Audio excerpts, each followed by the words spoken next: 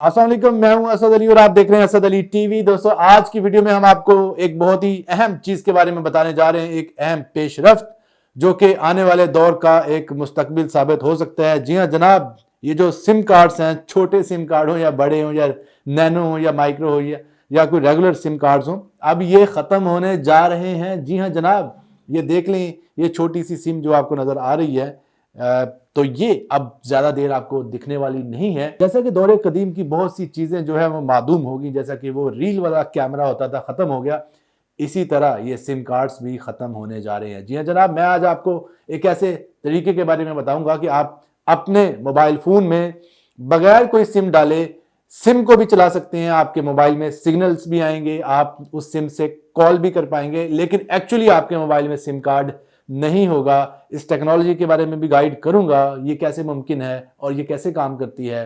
तो उसके लिए शर्त यह है कि इस वीडियो को आप लाइक जरूर कीजिए, और अगर आपने चैनल को सब्सक्राइब नहीं किया तो चैनल को भी सब्सक्राइब कर लें।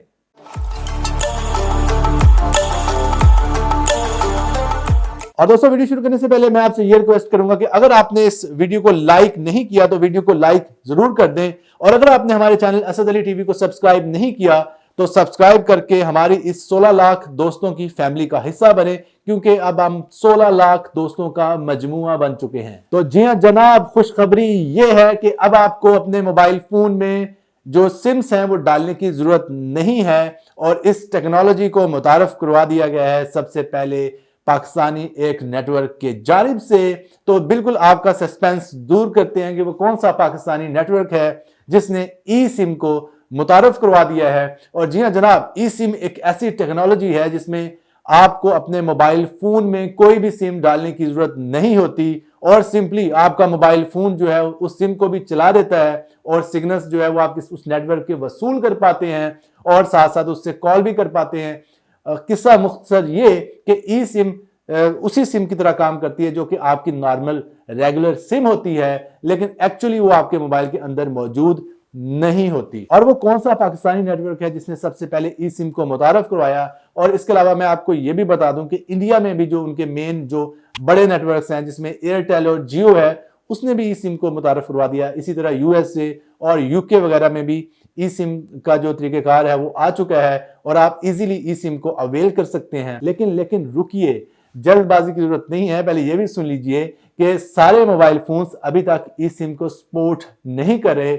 चंद एक मखसूस मॉडल्स हैं जो कि ई सिम को सपोर्ट करते हैं। मैं आपको बताता हूं कि वो मॉडल कौन से हैं। और दोस्तों, 2020 तक, यानी कि अब तक की मौजूदा डेट तक, ई सिम जिन मोबाइल फोन्स में चलती है, मैं बिल्कुल उन मॉडल्स के बारे में आपको गाइड कर देता हूं। और इसमें बाजी ले गया है एप्पल का जो आईफोन है उसके कई मॉडल्स जो हैं वो ई सिम को सपोर्ट कर रहे हैं और चला रहे हैं। इसमें आईफोन 11 शामिल है, आईफोन 11 प्रो मैक्स शामिल है, और इसके अलावा आईफोन 11 प्रो शामिल है, और इसके अलावा आईफोन XS शामिल है, और इसके अलावा आईफोन XS मैक्स शामिल है, और इसके अलावा आईफोन का XR मॉडल भी शामिल है। और इसके अलावा दूसरा बड़ा ब्रांड जो ई सिम की सपोर्ट प्रोवाइड कर रहा है वो गूगल पिक्सल है। और गूगल पिक्सल में आपको Google pixel 3, Google pixel XL और गूगल पिक्सल 4 और गूगल पिक्सल 4 के अलावा गूगल पिक्सल 4 XL, और इसके अलावा सैमसंग में उम्मीद की जा रही है कि ये जो 3 मॉडल आए हैं, इन तीनों में